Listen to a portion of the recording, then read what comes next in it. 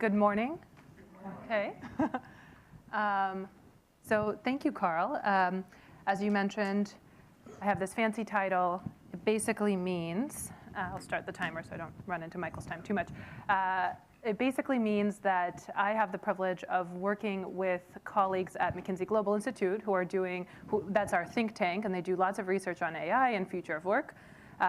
My role is to translate that into very practical things that companies in private sector or organizations in social and public sector can do. And from that point of view, I've really come to believe a story in my head about how AI and these technologies are awesome, super, super necessary for business growth, for economic growth, for social good, but they come with some serious risks. And the one that I've become obsessed with is this future of work risk, what's going to happen to human work and our society when we deploy these technologies at scale. However, especially last year, because I've seen a lot of actors make steps in the right direction, I'm getting really optimistic that we do, in fact, have a plan to get to a good outcome on that risk. And I wanted to share that story with you with as many examples as I can. And I'll just say, as I told some of you out there, I feel very honored to be in this building because I'm actually a local. I live on Columbus on this street. And I walk my dog on Northeastern campus every day, twice a day. I hope that's okay. Don't report me. And we always stop by this building, and I always wonder what goes on in here, so I feel very special. Okay, so let's start with the tech. I think I'm preaching to the choir when I say this is good for business.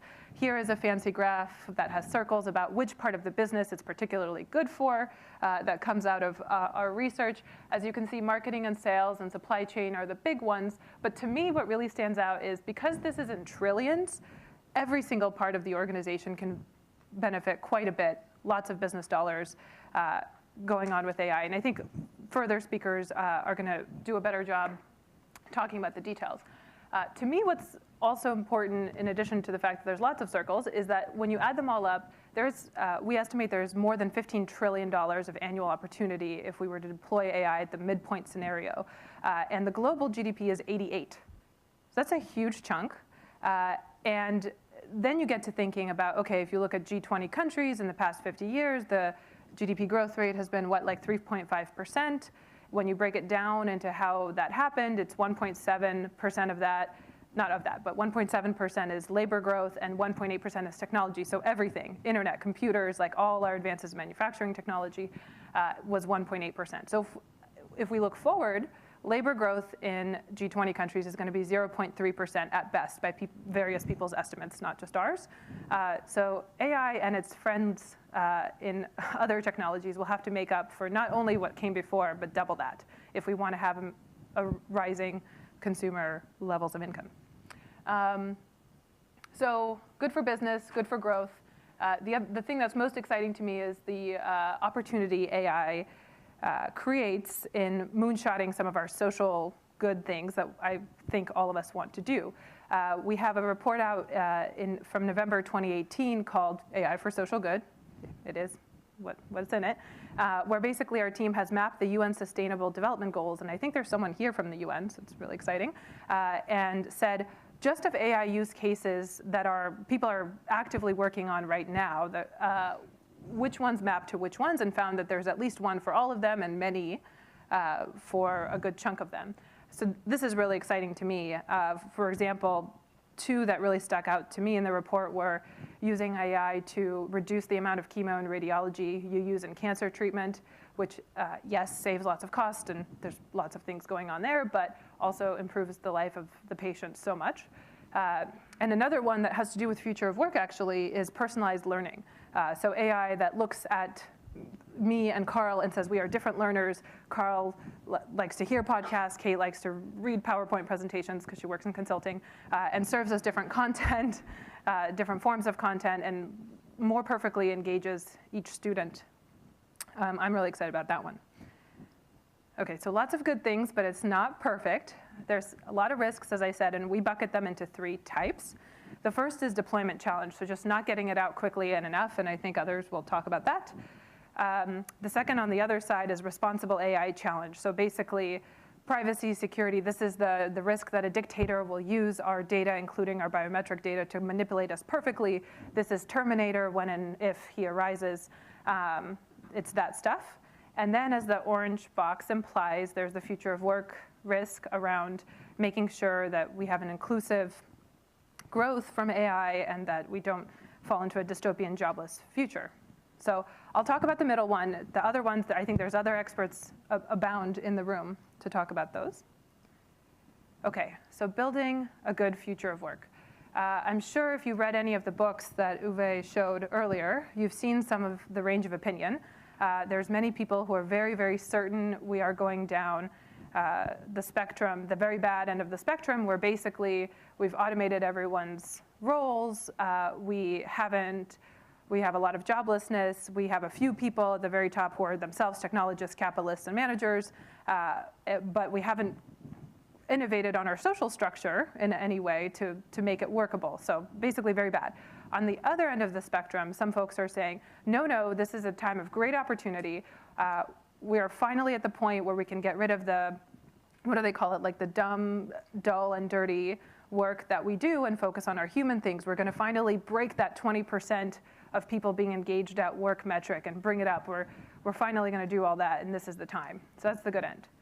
And I believe, as I think many of you probably believe, that it's our choice where we end up based on what we do and what we think is normal and how we all think as society. So the question becomes, what should we do and what should we think to get to the very good side of the spectrum? Okay, so I'll share the way we're thinking about it. 4 conditions that build on each other that get you to the better side, and would love to talk about it later with all of you. So first condition, firms take an innovation posture to AI. So this basically just means, please, please, please use this amazing technology to build new stuff, new products, new services, new processes, new business models. Please don't get trapped in the mental map of we do what we do, and this technology helps us cut costs in doing the same thing. We surveyed 20,000 what we call AI-aware, as in knowledgeable executives, and we asked them, like, hey, what's your company's mindset to this? How are you applying it? And then we also asked for their revenue growth, their EBITDA numbers, and their employment CAGRs, and found that those who are applying a growth mindset, I don't mean that in the psychology term, but like the ones who are innovating new products and services, their top line growth is better, their EBIT is better, and they are net adders of employment. They employ more people, their employment CAGR is growing. The ones who are taking the cost stance have some top line growth on average, but are not doing as well bottom line and are reducing employment, as can be expected. And the ones who are resisting AI are doing the worst on all the things, as I think you guys could guess. So basically this combined, our folks at MGI have done some scenario modeling around job growth forecast numbers into 2030, and a little bit beyond that, and say, okay, if enough companies do this, plus a few other conditions around government investment in infrastructure and a few other conditions like that, then there should be enough jobs to go around globally. Condition 1. Condition 2. Even if there's enough jobs to go around, the skills that will be needed to do those effectively will be they'll be significantly different than our global workforce has today. So I'll talk about this, I'll deep dive on this a little bit more, but we think there's a skill shift that's needed, and supporting that skill shift for our workforce, we can't wait for the next generation to just magically have a different set of skills. We need to support our current workforce to make that transition. We believe that employers should lead that. They agree. It's because they kind of have to right now, and I'll talk about why, and they're the closest to what they need and what skills are the right way in their employees. Okay, so if we have 1 and 2, we have enough jobs with the right people, with the right skills to fill those jobs. Condition 3 is labor mobility. So our research finds that just like skills are shifting, the geographic location of the jobs is shifting from where they are now, or the predicted geographic location of future jobs is different than where they are now. And the jobs are likely to be in a very shifted occupation and industries. So this is a problem because for those of you who study US economics, labor mobility has been declining for a while with underwater mortgages and a few other reasons. So we have to improve that. And then also emotionally, it's actually hard for an employee to switch occupations, even if the activities look really similar, just under a different tag. That's a barrier for employees and for employers. So we have to fix that. I haven't got a pretty slide after this one, so I'll mention now a few things folks are doing to help this space. So one is the National Retail Foundation. It's the biggest industry association in the US of retailers. And they got together and said, okay, retail is by far the biggest employer of US workers today. However, it will not be so, or not necessarily, it will decline probably in the future, and we tend to agree. And so what are the industries that are growing, and how can we help folks who are in retail build the skills to create, they call them pathways into those industries. And they found 2 example industries that are growing is transport and logistics and healthcare caregiving. And they looked at their workforce and said, actually, quite a few of our people have pretty strong empathy and communication skills working with customers. And the people working in our DCs, warehouses, and back of store have pretty top-notch logistics skills, too. But everybody doesn't see it that way. So can we help make some classes, make some certifications, talk to those other industries, make the connections, do the pathways? So they've been on a journey since, I think, 2015 doing that. So that's an industry association. Another example is countries. Germany and Singapore, unsurprisingly to anyone, I think, are quite organized and good at planning and matching. So this type of activity, both national governments have made it a priority and have set up ministries to do exactly this, kind of what the NRF did. So that's 3, promising hope there. So now we have enough jobs, we have the right skills, we've moved people to the right place. But even if we have all that, we might have a risk of what some people call barbell or bimodal growth. And there was a New York Times article on this last week that explained this very well. Basically, the risk that you have technologists, owners, professionals on increasingly high wage, increasingly high paid roles. And then on the other hand, you have roles that are hard to automate but are low wage. This is things like gardening, housekeeping, the remaining folks in the retail store. And I have to admit, this is the trickiest one and will require the biggest mindset shift for the most number of stakeholders. But I'm optimistic on even this one, and I'll share 2 reasons why. The first is there's an MIT professor, Michael's friend, called Zeynep Ton. She wrote a book called The Good Job Strategy. By show of hands, does anyone know what I'm referring to? Okay, so a few. So this is really exciting. Please, everyone, go out and read that book somehow or look her up because it is life-changing. She writes, and she's not the first to do so, but I like her the best. She writes about how there's an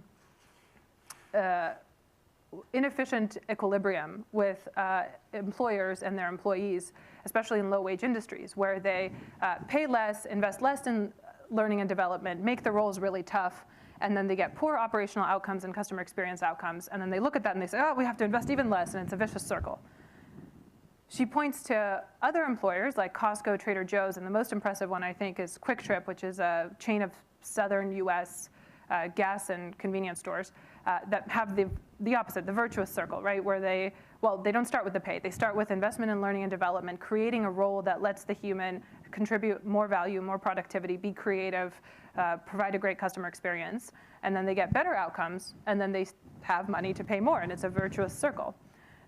So it's quite impressive, and the case studies are quite good. So that point of view, I see it. I read that book in 2014, and I've just like the change between then and now in terms of how many corporate boardrooms are talking about that idea is very inspiring.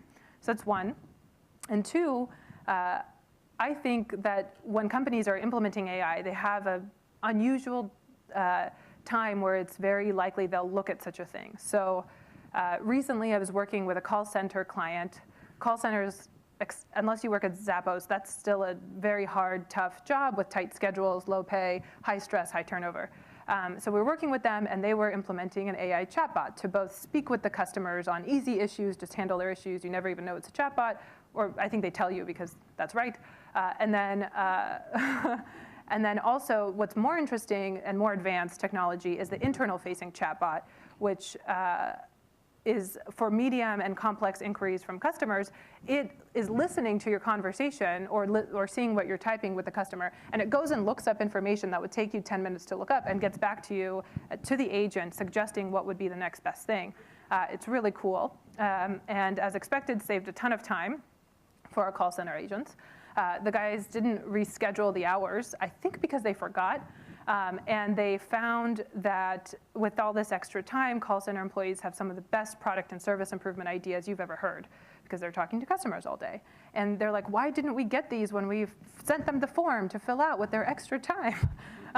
So there is something about creating that room for innovation at the front line that's very powerful. And it's only because people at the organization only started thinking about it because of the AI transformation, and now they're are piloting where they've redesigned the role so that 1 month of the year you're sitting on a product and services team contributing the voice of the customer. It's a totally different role, totally different pay structure, totally different value proposition, right?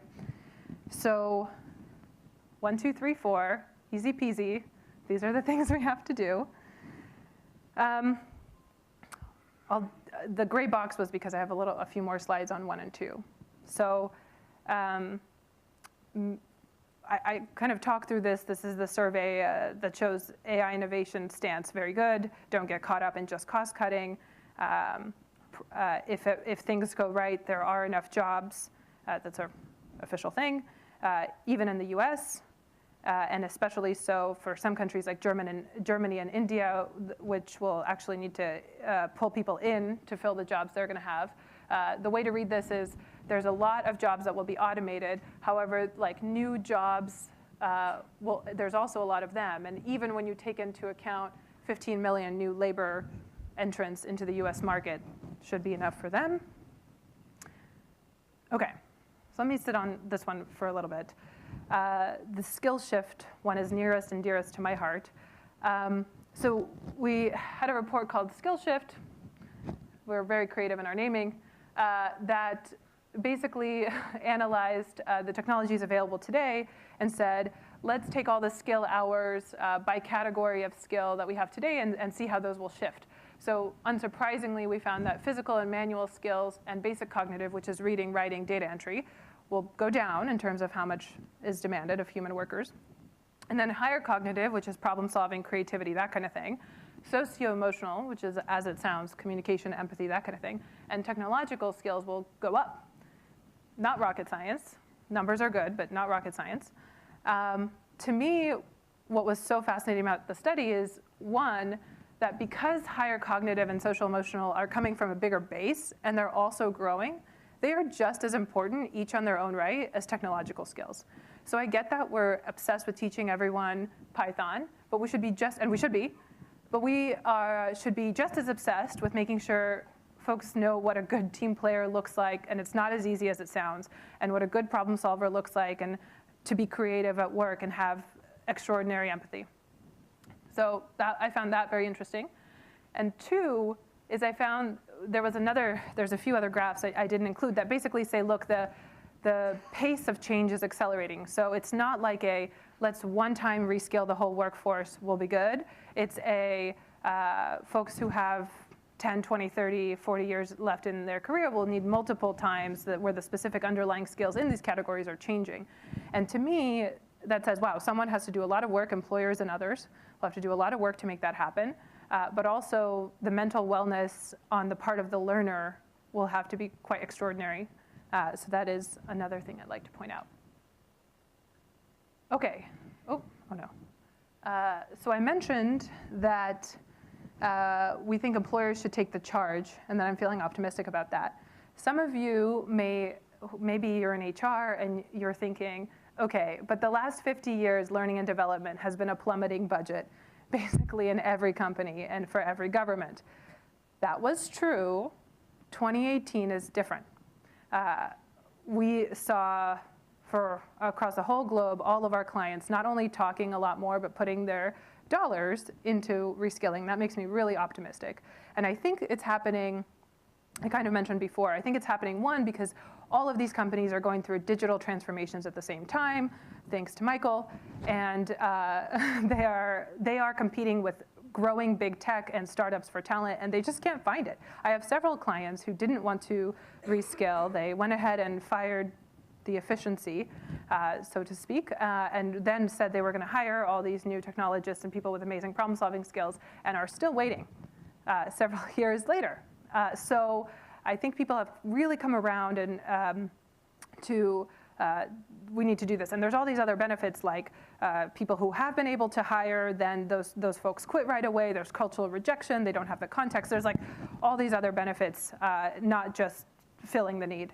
And also, the second reason I think people are coming around is the advances in learning technology and efficacy are becoming obvious. So digital learning actually works now, I believe. VR, I was at Striver trying on like VR headset training, and it was, at least to me, like really revolutionary. This is super different than old school learning that people attended and didn't retain anything from. So learning is becoming cheaper and better, basically. So I'll just share 3 quick examples of employers doing this, and then I think that's all we have time for. So SAP in Europe has committed to reskilling a third of its workforce, and they're upskilling the rest. Reskilling means it's a totally different job than you were doing before, versus upskilling is you're a marketer, now you're going to be a digital marketer, so we have to add some skills to your repertoire, but basically you're doing the same job. And they did it in a kind of European fashion. They said people who are in these roles can apply to be in these future roles, and we're going to partner with a few vendors to make our own in-house program. We're going to send you to it, mix of field and forum, all the good stuff. They say it's working quite well, and the works councils in Germany absolutely love it, trying to get everyone else to do something similar. In the States here, we have AT&T, probably the best known example of this. They've been at this and in the news about this since 2013 when they committed to reskilling 100K people, and I think they've upped it to 140K. They did it in a slightly different way, where they said, we're going to make it transparent through a portal on the website, which jobs are going up in demand, which jobs are going down. We're going to make it obvious, if you want this job, you have to go to these courses, get this certification, and do this internship. We're going to give you information, and you guys decide, and on your own time, reskill yourselves and apply, and we'll make it work. So this is a bit of a different model, but another famous one. And then I mentioned VR earlier. I was excited to see, quite recently, I don't know if November, December, but Walmart making one of the biggest investments into VR training. They are essentially the world's biggest school, right? So they're the 3rd largest employer after the US and Chinese government. And in terms of number of people who go through there, they are the world's biggest school. And they have a strong belief in VR technology and are using it, yes, to teach retail skills, but also to work on those socio-emotional skills, which I was really excited about. So I realize I'm over, but I'll just say thank you. There is a plan. I hope all of you will join us in doing whatever stakeholder group you fit into, to working together on it. Thank you.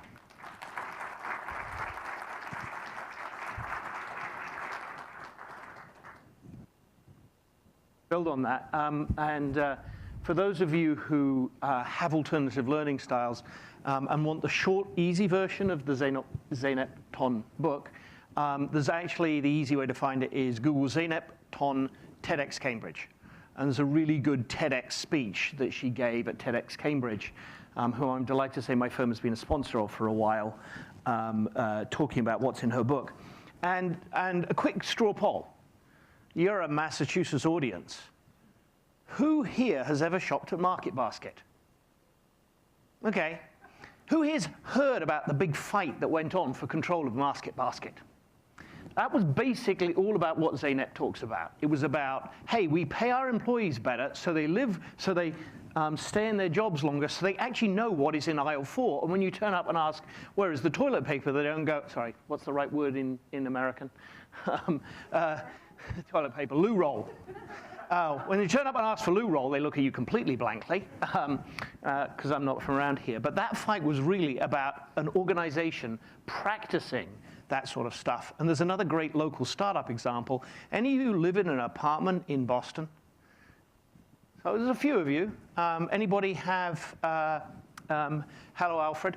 The couple. I see a couple of hands there. That's Marsha Sapone's firm and startup who are doing this, creating good jobs. So I'm going to build on this. So I'm going to talk about the future of work. I have like 2 or 3 introductory slides which I want to ground this in. So I'm going to talk about AI today, but this is just one of 5 complementary technologies that together are a platform. So this is not just about AI. Much of what blew retail up is actually smartphones. So the thing that got me interested, my background was originally AI, into the way in which these are changing the economy was the fastest behavioral shift I had ever seen, which was back in 2012, over the course of just under 2 years, we went from fewer than 1 in 10 people using a smartphone in a retail store to 9 out of every 10 for buying a big ticket item. And suddenly you had everybody walking into a store and going, how much does it cost down the road? What's the price? What's the availability? What are the reviews? And that caused catastrophic margin compression. And we made the call that what was going to happen to Walmart, which actually happened 2 years later, was 2 years later they said, we will match in our physical stores every online price. And between 2012 and here, foot traffic in US malls has more than halved. So we burned down the mall because we had 60 years of it doing this, and then it just fell off a cliff. And it's a combination of these technologies. What we're seeing is this new BornDigital way of working delivers significant gains in productivity, in job satisfaction, and particularly in information, in innovation over current conventional approaches. So rather than think about AI as a technology, think about this way of working as being a technology in and of itself. So it's not just the enabling technology, it's the practices and things that it supports in a more broad sense. There's a lot of discussion about how this changes productivity within the firm. The other big shift, which I think is too often neglected, is it is having a huge impact on how people who are connect with available work. So one of the things we're struggling with is the way in which the statistics, the conventional economic statistics are reported seem to be understating this when you run survey data versus economic data. But we're seeing a significant shift towards people looking for multiple jobs and multiple opportunities. I had a stunning example of this last night. I'm talking to my daughter who lives in New York. And Manhattan's an expensive place to live for a young woman. And she works full-time, but she's supplementing her employment and her income because she's saving for a vacation with 2 side gigs, which she picked up doing exactly this. So something of which I'm enormously proud. And this platform is driving some really major shifts. I talked about how in consumer behavior and choices. I'm going to focus in particular on this sort of unleashed, oh my word, we have a typo, creativity, and a bit about new business models and accelerated innovation rather than about this. And that's going to be sort of the primary thrust of this. One of the things I want to highlight, which is the flip side of what is happening to McKinsey's clients, the big incumbents, is that we're seeing that BornDigital businesses thrive in this environment. And I found myself spending a lot of time bringing out this difference between born analog, long-established, very large, long-lived businesses, for whom this is a profound challenge, and BornDigital businesses, because a combination of direct access to consumers, cloud, the widespread, highly facile use of AI and machine learning to basically automate every narrow and routine task in a consistent, relentless, and ruthless way means that these businesses can start easy, fast, and cheap, evolve quickly, and scale up very rapidly, and they are overcoming incumbents' economies of scale and scope. So all the things that used to confer advantage on you as a giant incumbent are actually, they're an encumbrance. They're no longer an asset. And that's, as we've been working with people on the challenges that this presents them, we looked at the impacts. The 2 ones I want to highlight here are a perfect storm of creative disruption. BornDigital businesses overcoming incumbents' economies of scale and scope, with profound implications. And this will have a big impact on where people are employed. Yes, we absolutely need the incumbent businesses to rescale their workforces. We're also going to have to see a lot of job creation from entrepreneurs and from scale-ups, and a real threat of technological unemployment, enabling most routine and narrow tasks, even ones that require physical labor. I have two examples for that. Sort of the state of the art, if you haven't seen it, is we now have really good robots that can detect your emotion better than most people can in a customer service environment. A couple of local startups here, Affectiva and Cogito, both spin-outs from MIT, who can actually accelerate how you do things in call centers, for example. So we picked up this question about where people are. Part of the challenge is most of the incumbents still remain vulnerable. This is sort of consistent with the survey data, the Gartner survey data you were seeing. But this was our trying to figure out where people were. It was sort of like along the pathway from being a born analog business to becoming digitally efficient, at which what you're doing is focusing on taking out cost and maybe speeding stuff up a little. You've got maybe 35 or 40%. If they're doing any of that, it's around this. Digitally enhanced, this is not necessarily the application of AI, but actually improving the way in which you interact with customers, about 20, 25%. And the people over on the right-hand side, very few businesses actually using this to create genuine new value.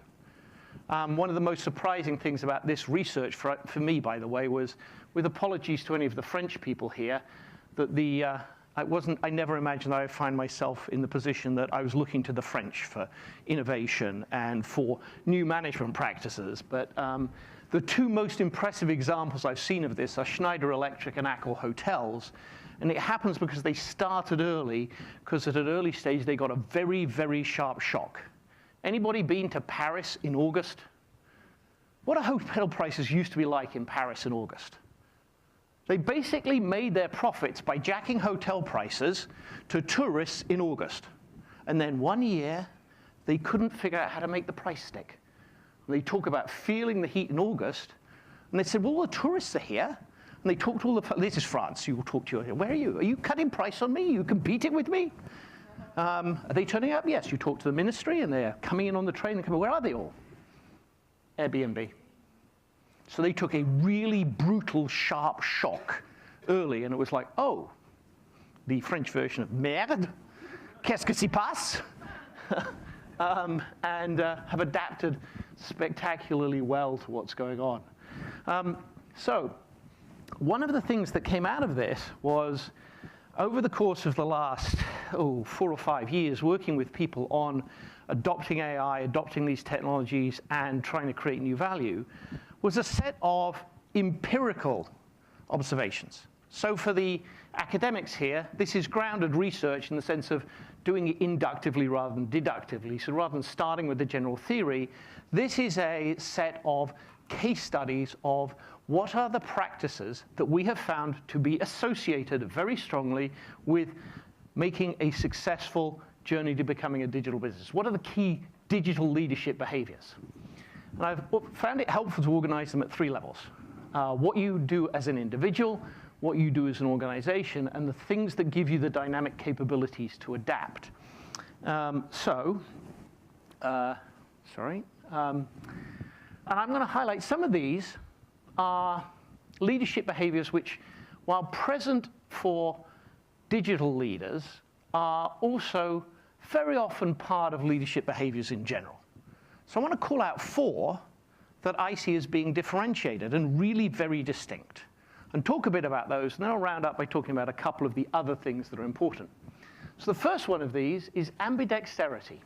I have bad news and good news. Confronted with this sort of transition, history says that somewhere between 4 out of every 5 and 9 out of every 10 businesses will go bankrupt. Michael Tushman over at Harvard and Charles O'Reilly have done a lot of research on this. And basically, the only ones who've ever adapted effectively are ones who figure out how to sort of do this. I've been practicing, right? the ambidexterity of simultaneously managing to preserve and strengthen your core and build resilience in it, which is probably where you're doing level 1, level 2 type cost reduction stuff, and at the same time, build completely new businesses. Now, this is that's the bad news, is this happens 4 out of every 5 or 9 out of every 10 times. The good news is it's actually a well understood phenomenon, this notwithstanding, and how you adapt for it organizationally is well established. And there's a bunch of practices that are associated with it. The ability to figure out how you simultaneously do this and grow new businesses at the same time, which is a profound organizational challenge. So that's the grounding individual behavior. The rarest and most valuable people I see in this whole AI talent thing are not just the people who have AI and the skills from the new world, and not just the people who have the skills from the old world, but people who have a foot in both camps. They are extraordinarily rare and extraordinarily valuable, and if you have them, nurture them, care for them, keep them, promote them, empower them. Because the ability to do those two things at once, and it tends to be people who've been in a big organization, maybe gone out into a startup and come back, or come from a startup into a big organization and haven't left yet. So that's the first key skill at an individual level. 3 skills came out. The problem with using the word acuity is it's not a much used English word, but having searched for something else, I haven't found a better word to describe this idea of sharpness of hearing and thought and vision. And this was driven home for me by a set of conversations with Schneider Electric's top management. Anyone here from Schneider? Know about Schneider? Compete with Schneider? I heard a couple of numbers on the compete. Their principal competitors are GE and Siemens. They're one of the big sort of, we do pretty boring industrial stuff. However, the thing that is different for them is they're ostensibly a French company. Every single one of their top management lives in a country which is different to the one they grew up in.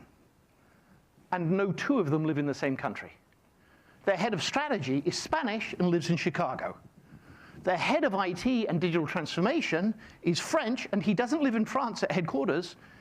He lives in Cambridge, and his office is in Cambridge. The head of marketing, who's English, lives in Japan. And that meant they were much more tuned to what was going around them and receptive to outside signals. And one of the things they did was take a huge management risk. They all committed to spending an extra day a week outside the firm, understanding how these technologies are changing the landscape. Not just talking to customers, not just talking to vendors, getting outside your world and actually finding ways to experience it directly. And that puts you at very significant risk. Imagine you are a top manager and you know what if you work with top managers, you know what their schedules normally look like. They're completely chock-a-block. And they said, okay, I'm going to have to give some combination of customers less time, or my direct reports less time, or my own personal development less time, and I am making that trade-off, which is a very, very significant trade-off in terms of the use of their time, because it is more important they understand what is going on outside the organization than inside the organization. And that is the absolute correct response if you're facing a perfect storm of creative destruction. Because what's happening outside is more important than what's happening inside. The second one in terms of this was, and if you go look at some of the things I've been talking about this for about 2 or 3 years, you won't see this 2 years ago. Because I sort of took it for granted that if you knew what was going on outside and you could move quickly, shit would happen. And then working with people, you discover it doesn't. And I started digging deeper on this. So there's a version of this, for instance, in a presentation I gave for a symposium for Swiss Re a couple of years ago, doesn't have Audacity on it. And the Audacity thing is, it's not enough to pay lip service to this. We see a whole bunch of people. It actually involves an acceptance that if you're going to go do this, you're going to screw stuff up. And organizations, particularly mature organizations, are incredibly well adapted to limit downside risk. They're not built to take risk and fail. And this is incredibly challenging at top management levels because it's deeply acculturated. Anybody here from HR? Anybody here from IT? Anybody here from finance and budgeting? Okay, you are 3 of the 4 horsemen of the apocalypse. Sorry to put it like that, but when I go this, it's like, if this is really not happening, if your audacity issue, you need to think about either getting the head of human resources and or the head of IT and or the head of compliance and budgeting and or the head of risk management to change their behavior, or you need to fire them. Why? Well, because those are the 4 horsemen of the apocalypse who ride down innovative. No. You can't use those PCs. We have a corporate PC. You can't book flights that way. No, because we have a travel policy. No, you can't hire this person and have them work remotely because we have a remote working policy. Those are the 4 horsemen of the apocalypse. And the last one is important. It's necessary, and a lot of people will just talk about this, but agility on its own, the ability to then move quickly, is of no value whatsoever without the ones that precede it, which is why it comes last. So you need, first, the ambidexterity, the ability to do 2 things at once. And so all of you, can we just do this? Right? You need the ambidexterity. You need the acuity. You need that sharpness of outside vision. You need the audacity. You actually need to have the courage, the cojones, to make tough decisions and accept that stuff is going to go wrong. Then you need the agility to move quickly and easily to execute on it. So there are other significant related challenges. But without leadership, which comes first, you're not even going to get to deal with the other ones. There is management. Progressively adopting these new ways of working throughout the organization. I am a big believer that you don't have to burn down the organization overnight. You probably don't want to, and that some of the people who've been going through this change are actually suffering because they've turned the rate of change up too high. And if you go flat out, and I'm not in public going to name names, but buy me a beer and maybe I'll tell you. There are some organizations who are trying to make really big bets about the pace of change, and the pace of change is actually too high for the organization to adopt effectively. By the way, it may sometimes mean that you just take big chunks of your organization and you ring fence them and you say, this is broken and it will soon be obsolete, so we're not even going to try and fix it. Next is talent, identifying the key specialist skills you need, then recruiting or retraining people. One of my clients, big global multinational business with operating companies all over the world, is currently short 2,000 people with data analytics or AI skills. And they are prepared to throw money, time, resources at it, and they're still short 2,000 people. How do you overcome that? Well, you're actually going to have to take risks and give people real, meaningful, and fulfilling work. You're going to have to change the way your workplace works, because these are people who can vote with their feet. If they don't believe in what you're doing, and they don't like what the working environment is, and you don't give them the flexibility in how they connect with work, why? They will go somewhere that gives them all of those 3 things. And that's who your real competition is, because the biggest fight here is the war for talent, and the people who are going to win the war for talent is people who adopt new ways of working and create the right sort of environment and give people the flexibility that they're looking for. And the 4th major challenge is then a shift towards lifelong learning. Developing the capability for lifelong learning throughout the organization, because this is not a one-shot deal. The pace at which innovation is taking place in this field is positively breathtaking. I've spent 20 years working for technology companies on the adoption and diffusion of new technologies. And over the course of the last several months, I have seen faster changes in human behavior than we have seen in the sum total of human history. And I will give you 2 examples, just to drive this home. They're your anecdotes. We have shifted people's use of time, how we spend our time, on average, in the US, since 2009, by about 2 hours per day. That is a breathtaking rate of change. In less than a decade of the discretionary time, we moved 1/3 of it. Nothing like that has ever happened before in economic history. Those sorts of changes typically take 50 or 60 years to move 1/3 of people's time. On average, across the population as a whole, we now look at our smartphones more than 100 times a day. Right? Second statistic. Who here has heard of Myanmar? Small, impoverished country, right? 4 years ago, 0 smartphones. Today, more smartphones per head of population than the United States. 0 to over 90% in 3 years. So, very rapid change. If we get it right, if we don't get it right, the future is pretty bleak. If established enterprises respond slowly and effectively, many will be swept away, taking with them their stakeholders. There will not be much new work, and there will be massive loss of existing work. The key to this is actually startups and small businesses in the traditional sector of the economy creating entrepreneurial activity as well. If we get it right, and businesses respond to challenges effectively, we create much new value, we enable much new, different, and better work. And in particular, if we get a surge of entrepreneurial activity enabled by these technologies, then we can create a whole variety of new jobs and new and better work. Oh, and by the way, that sucking sound is them hiring the people you'd like to hire, because they're going, oh, I'm going to do something worthwhile and new and creating new value. So this is, yes, it's a strategic challenge, but it is also a fundamental talent challenge. And the two are related. So I've moved from being incredibly pessimistic 5 years ago.